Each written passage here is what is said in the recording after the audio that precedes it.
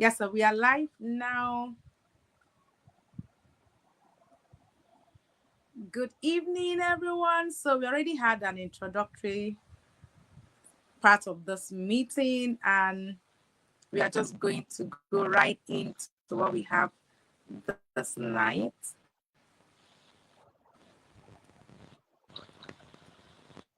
Okay, we are good to go.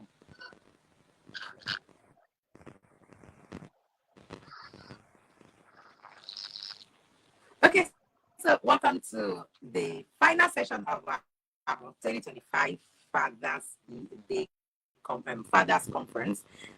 This conference is usually done in honor of Father's Day. So you know that we have Fatherhood Affairs Initiative and of course Fatherhood Just with Favor. And it is always an honor to bring these conversations to you. And today we have our very dear chairman here present, Pastor David Fadeyi. And it's it's an honor. We are always full of gladness to have him come live with us.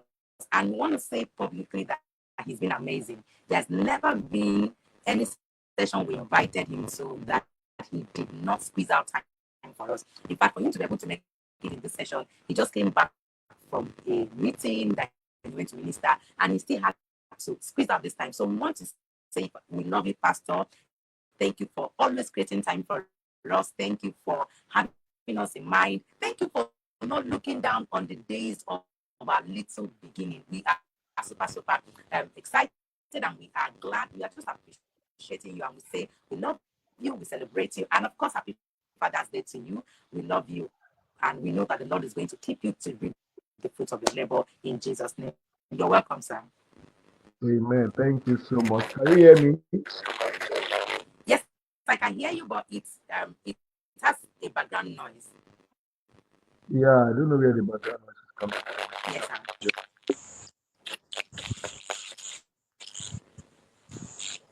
Can you hear me now? Yes, I can hear you, but it still has that background noise. Yeah, even the background noise is there when you were speaking. So I don't know what is responsible for the background noise. Okay, let me do something.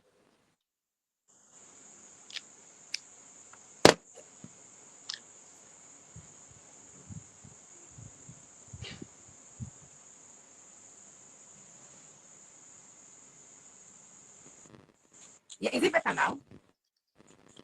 It's not. I'm still hearing it. How is my voice? Is my voice better now? Okay, just hold on, sir.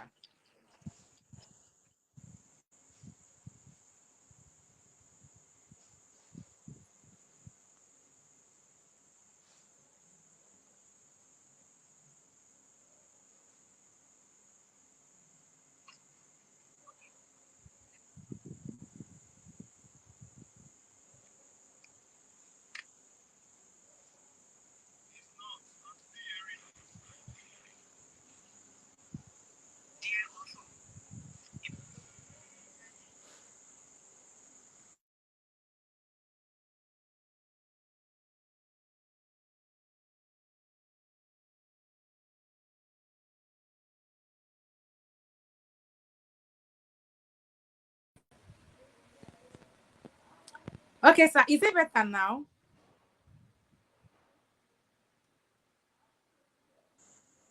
Yeah, it's better. Can you hear me Okay. clearly too? Yes, sir. Yes, sir. Yes, sir. I can hear you clearly. Great. Okay, sir. So you're welcome, sir. I hope you had a great day, sir. Yes, absolutely. Absolutely.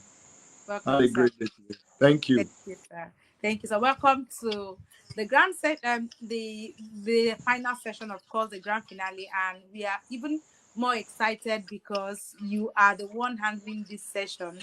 And like I told them at the beginning, that this session is particularly for those for intending fathers, those who are not married, and for those who are waiting on God for their own children.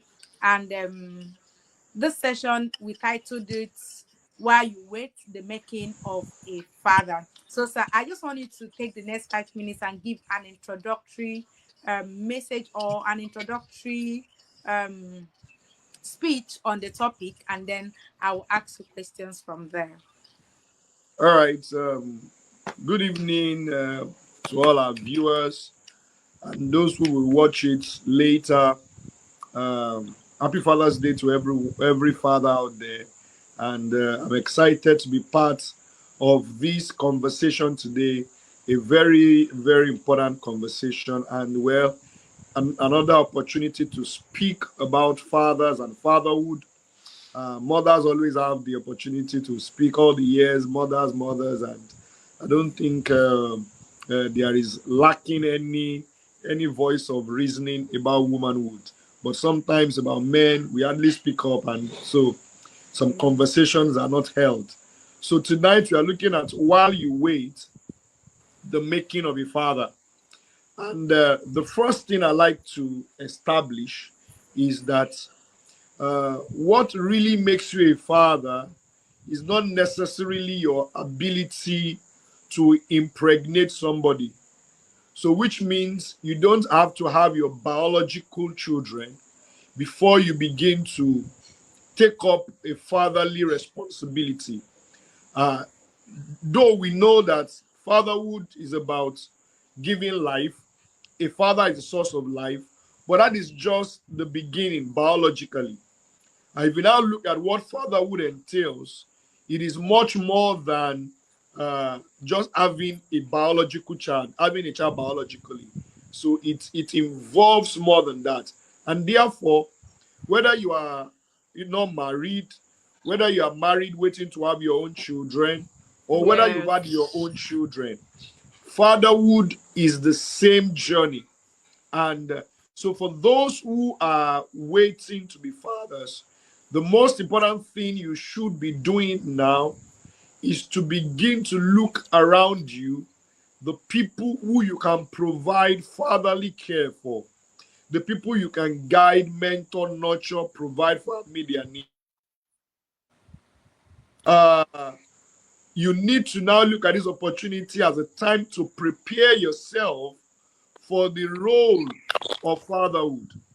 It is time for you to prepare yourself for the role of fatherhood. It is time for you to be learning. It is time for you to be understanding. I remember even before I married, I bought a book on how to raise daughters. And I don't even know whether we have a female child or not. But when I read that book, it made me see that raising a son is quite different from raising a father. So the waiting period for those who are trusting to have a child is a preparation stage. How well are you preparing yourself for the responsibility? And you see, fatherhood is a lifelong opportunity, is a lifelong responsibility. Once it starts, it does not end. Once you start the fatherhood journey with somebody, it does not end. It is till you die. So it is something you need to really prepare for. Some people that are already in the role as a father, they are trying to catch up with the demands.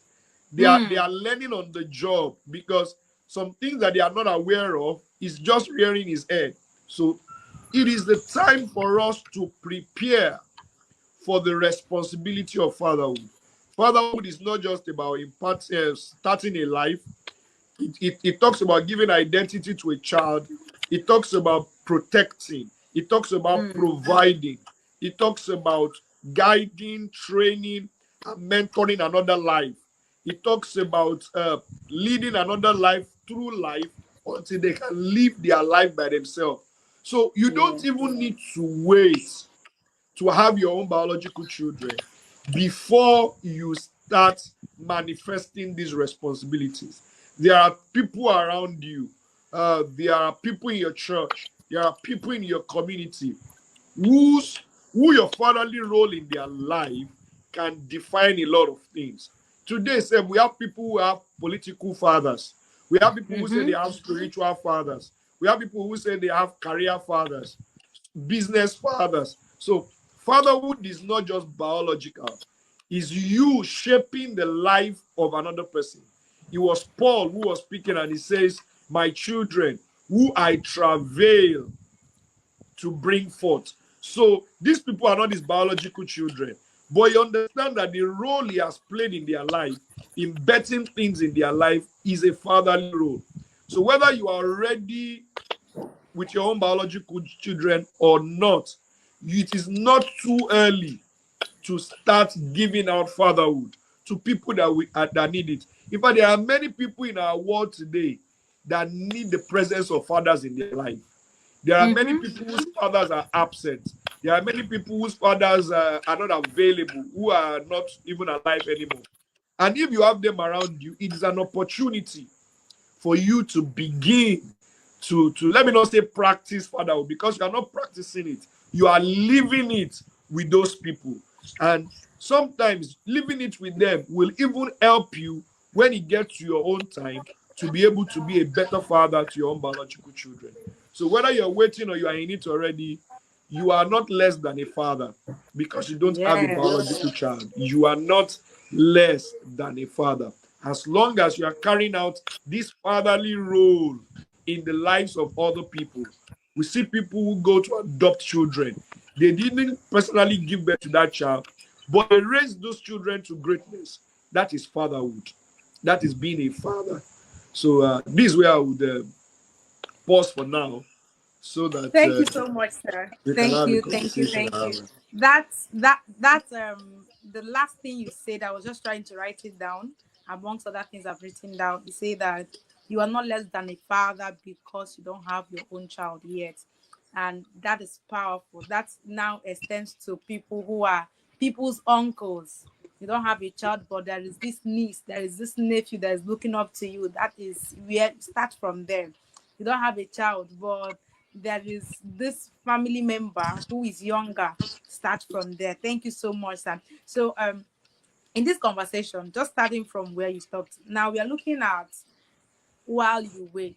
So while you wait to have your own biological children, we already say that you don't. In fact, we already say that you're not less than a father because you don't have any of your own children. Now, can we maybe give them a background, give a background for young fathers between what was obtainable years ago and what is obtainable now in the role of a father, so that it can help to prepare their minds for what they are in for.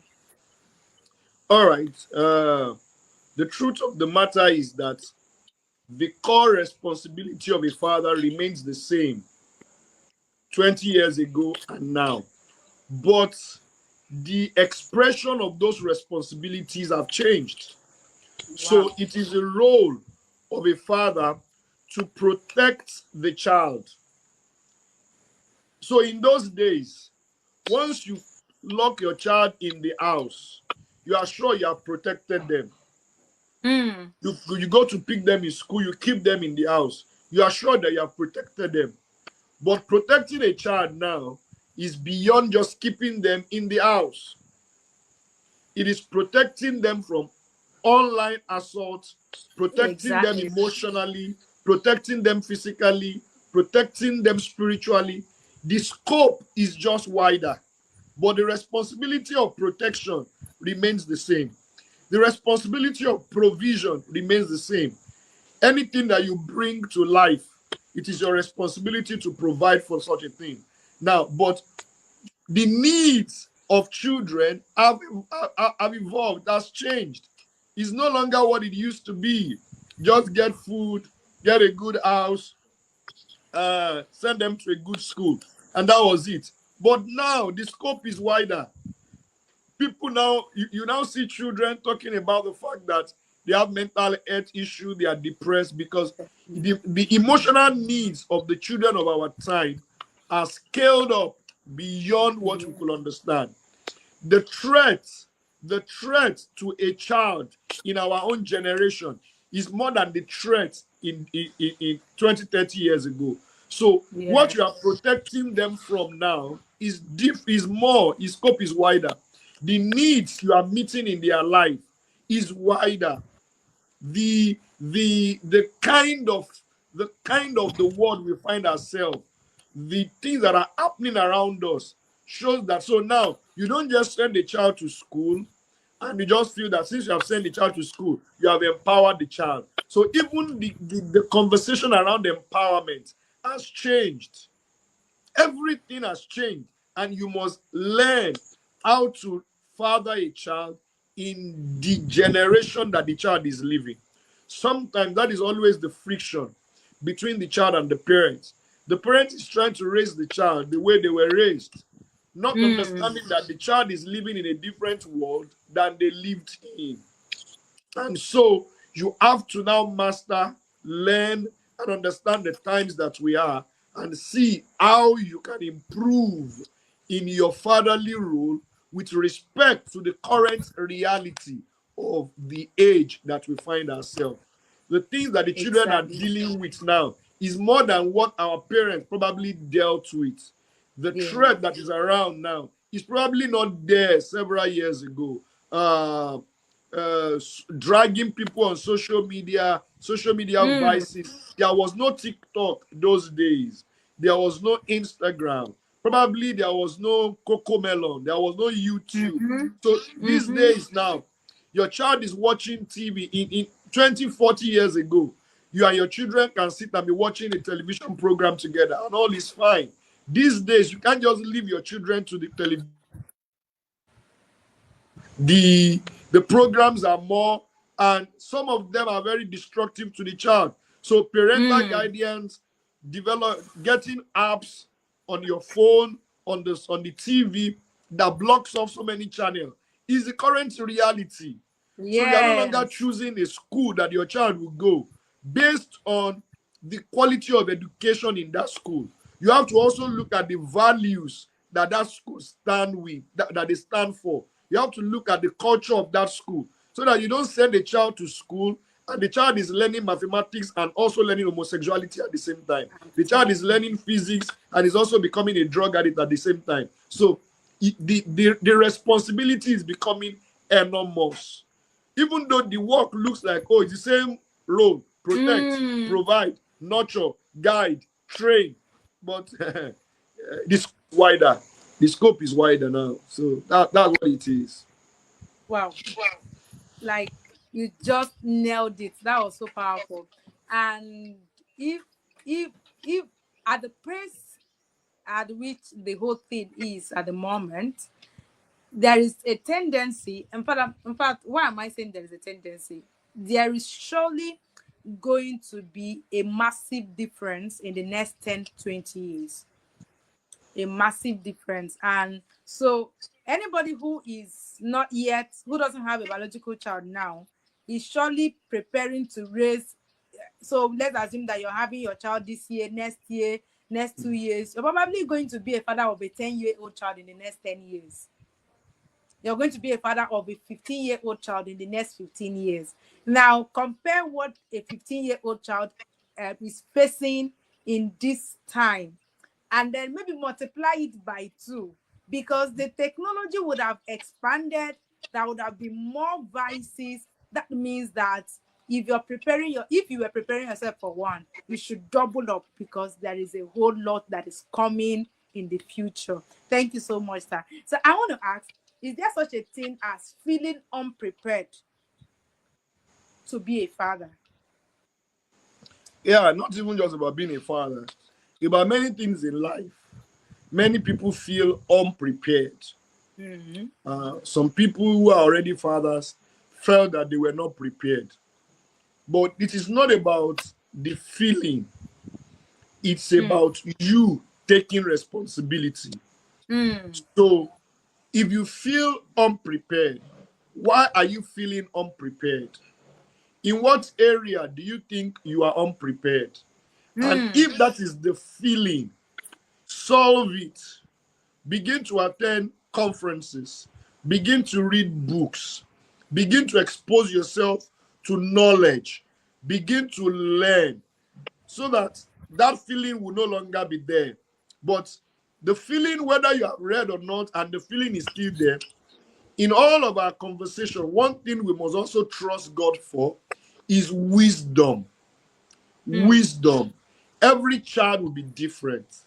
So what you have read and mastered even in the application of it to your own children or to the people you are fathering, it requires wisdom. So when you feel inadequate, when you feel that I don't think I am ready, do what you need to do, take responsibility, but beyond that, ask God for grace, ask God for wisdom. You see, I have seen parents while they are pregnant and they are just praying to God and asking God for wisdom. And you know what that prayer does? That prayer makes you sit in rooms where you have certain conversation. That prayer makes Yes. you sit in rooms where people are saying things that you need to know.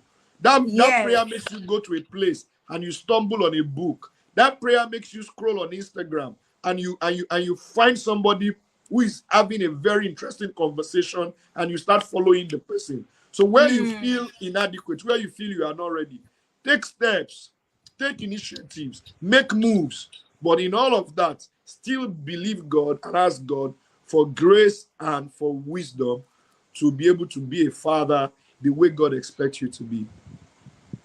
Amazing. Yes. I totally agree with that. That feeling, and I mean, you are feeling and then you're doing all the things you're supposed to do. I think at this point too, you now have to also step out in faith.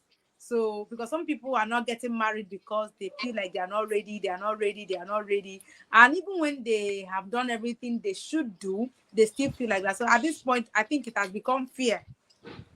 No, you have to step out in faith because you can't learn everything about parenting or fathering a child before you start. There are Yeah. many things you will learn on the job. There are many things you will learn on the job. So if the feeling that you are not ready, I don't feel like I'm ready. No, by the time you would think you are ready, it may be too late.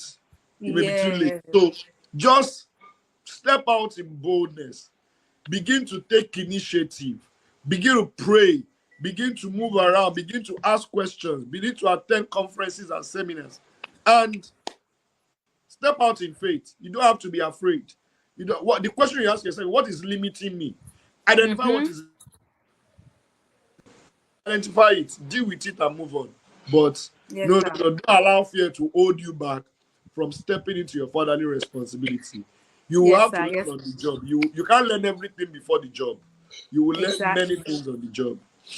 Exactly. Thank you so much. So I Yeah. also want to ask, at this point, for that young man that maybe was raised by a father who wasn't such a great father, and maybe has not seen the need for mentorship in the making of a father. Can you speak to that father on the role of having a mentor, a role model, particularly for him that didn't have a great father growing up? All right. Very, very interesting question. So today in our church, I preached a message and I titled the message Learning Fatherhood. Learning Fatherhood. And the first conversation I had was, who are you learning fatherhood from? So some people do not have a good example. They were not raised by the best of fathers. They were not surrounded by the best of fathers. That is your reality. But Yeah. what is your vision? What do you want to, what kind of father do you want to be? And so when you see the kind of father you want to be, the first thing is to even have a role model, somebody that represents what a true father is supposed to be. So the Bible speaking told the people of Israel, he said, look at Abraham, your father, and Sarah, your mother. That means he left Abraham as a model for them. Same way, it is important that you leverage mentorship. You learn from people that have gone ahead of you. You learn from people who have raised children and the children have become successful. You learn from Yeah. people who have combined career, ministry, and still able to raise a family, a good, and their children are outstanding in the world. You see a father who raised a child to become an amazing music person, an amazing business person. There is a wisdom to raise those kind of children. There is a wisdom to raise godly children. There is a wisdom to raise outstanding children. There is a wisdom to raise intelligent children. There is a wisdom to raise loving and kind children. So you need to seek mentorship. You need to learn from people that are ahead of you. See, the truth of the matter is that fatherhood is a lens. The question then is, are you learning intentionally or you are learning passively? Whether intentionally or passively, you are raising their children, you are learning. How your father raised you, you are learning. And if you don't learn the right way, you will repeat the errors of where you learned from. If you were not raised by a great father, and you do not go and unlearn from somebody else and relearn, you will repeat. I've seen people who complain bitterly about their father, what their father did, what they didn't like about their father. And before you know it, they are repeating the same thing. Because that you didn't like it, you have been empowered to correct it. To overcome it. That you did not enjoy it does not mean you are not in a position to do better. The only thing that will make you do better is unlearning how you were trained and learning a new one. And a good opportunity to learn is mentorship. Mentorship. The Bible encourages. He said older women should teach younger women. Older men should teach younger men. So if they don't come to teach you, go to them and learn. Yes, sir. That's my principle. If they did not call you and say, okay, this is how to be a father, go to them and learn. Identify those people who have been exceptional fathers and move close to them. Learn from them. In this journey, mentorship is key. Very key. It will reduce your mistakes. It will reduce your trial and error. You will not have to use your firstborn to do trial and error, because somebody else has already practiced the trial and error, and you can learn from them. You will not use your child as an experiment of fatherhood. You can many people. You have a lot of good fathers around you. Leverage them. That wisdom they have is for us. The gray hair on an aged father, that wisdom is for us. They're not supposed to go into the grave with it. So when you meet them, ask questions. Book a session with them. Sit down with them. Travel with them. Visit with them. Ask them questions. And you will learn how to be a better father. It's no more than that. No matter how badly you are raised, you can turn out to be an outstanding father if you go and learn from a better father that you had. Thank you so much, sir. Thank you. Yesterday, I asked the same question to Dr. Adeyemi. He's a father, and he's been a father for 22 years. What you said is exactly what, in fact, he said that what helped him growing up was that he had, in their time, they had small community of older men that used to talk to the younger men, and that is what helped them. And I mean, he's a fantastic father. He has very deep relationship with God, and this mentorship thing, he kept saying it. Let there be somebody who you are looking up to. Learn from him. Learn from his mistake, even as a woman too. Very, very important. Thank you, sir.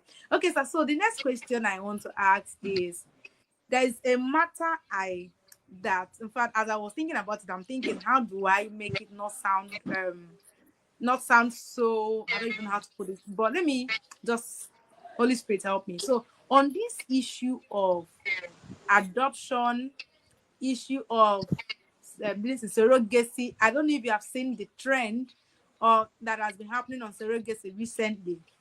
There's been this, I don't know what to call it, inside of me, it doesn't sit so well, but I'm looking at it, I'm saying, is this or not another plan?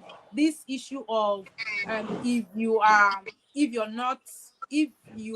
a woman and you're getting older, you can just get a child and all this. So men who are in this position now, you are a young man and somebody is meeting you to get pregnant, to impregnate her and then move away from that kind of thing, or I mean, you are a man and your woman is saying, I don't want this, I want surrogacy. I think it is another ball game for men because they don't talk about it. Only women are coming to talk about their own. I don't know how men receive it. What do you think it is going to, or what's your counsel for the younger men? Oh, thank you. That's a very pressing conversation around Thank you. us recently, and it must be addressed with the wisdom of God, Yes. because there is a wisdom of man and there is a wisdom of God. The wisdom of man is self-centered. The wisdom of God seeks the highest good of everyone. So this is my take, and this is what I want to say concerning that. In all the decisions that we are making, when it has to do with fatherhood, the most important thing is the child. Once our focus is on the child, we will make better decisions. Yes. But when the focus is on us, I am growing old, I need to have a child.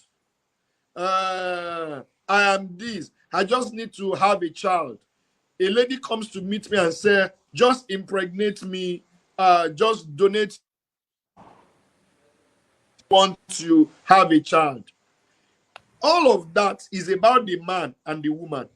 But do they consider the child? Do they consider the effect of a child growing up not having a father figure? Do they know the implication of a child living without the knowledge of a father? Or a child connecting with a father who is not our father, but our father is somewhere. Now, this is the implication of some of the things that we are going to do. So if I go to this person, impregnate me, and another person comes to the guy, impregnate me, you just want And to they have a pay the baby, so guy. you don't have any. Now, the two children given birth to by two different women will be Yeah. siblings. Tomorrow, these children will meet. We will not even know where they will meet. What is going to happen? I have been a pastor for several years, and I've interacted with quite a number of young people. I have seen that the role of a father in the life of a child is very critical. Yes, sir. I have seen the pain and the pressure and the kind of I'm looking for the right word to use, the kind of desperation in the life of a child just to know Yes. the father. I've seen somebody who said, let them even show me his grave. Let me even see where they buried him. Let me just, even if it's just to see my father for 1 minute in my life. Every child, and I'm not talking of a 3-year-old child. Everybody that is alive on the face of the earth today wants to know where they came from. They want to have a knowledge of their roots. But if we continue like that, a time will come